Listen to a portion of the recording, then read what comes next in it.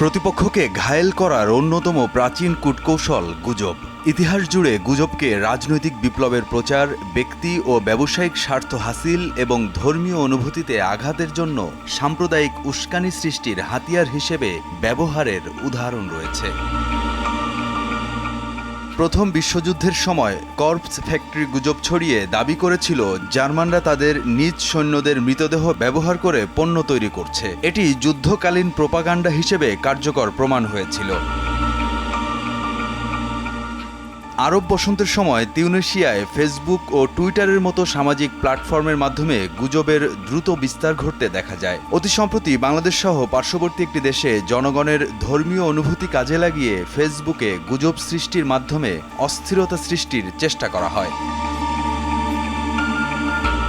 পদ্মা সেতু নির্মাণে শিশুদের মাথা লাগবে এমন গুজব সামাজিক যোগাযোগ মাধ্যমে ছড়িয়ে দিলে সারা দেশে ছেলে ধরা আতঙ্ক ছড়িয়ে পড়ে। এর জেরে রাজধানীর বাড্ডায় তাসলিমা রেনু নামে এক নারীকে ছেলে ধরা সন্দেহে গণপিটুনিতে নির্মমভাবে হত্যা করা হয়।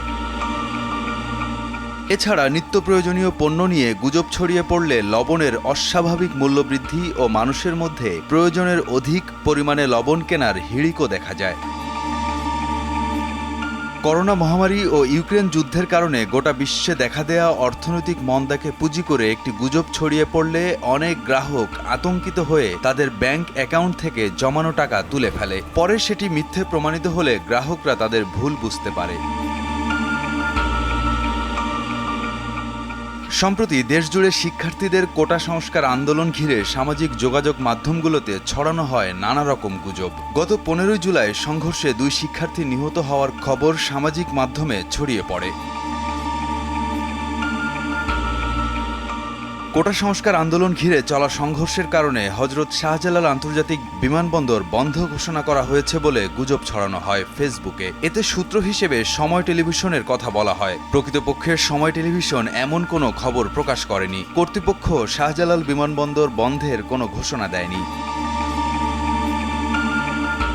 চলমান পরিস্থিতির মধ্যে প্রধানমন্ত্রী শেখ হাসিনা দেশ ছেড়ে পালিয়েছেন বলে গুজব ছড়ানো হয়। পরবর্তীতে জানা যায় এমন কোনো ঘটনা ঘটেনি, বরং দেশের উদ্ভূত পরিস্থিতির কারণে স্পেন সফর বাতিল করেন প্রধানমন্ত্রী।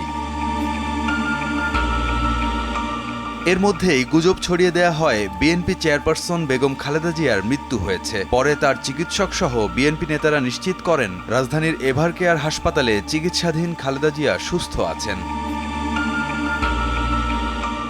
দেশের সর্বোচ্চ আদালতের রায়ের আলোকে সরকার এরই মধ্যে কোটা পদ্ধতি সংস্কার করে প্রজ্ঞাপন জারি করেছে, যাতে শিক্ষার্থীদের দাবি পূরণ হয়েছে।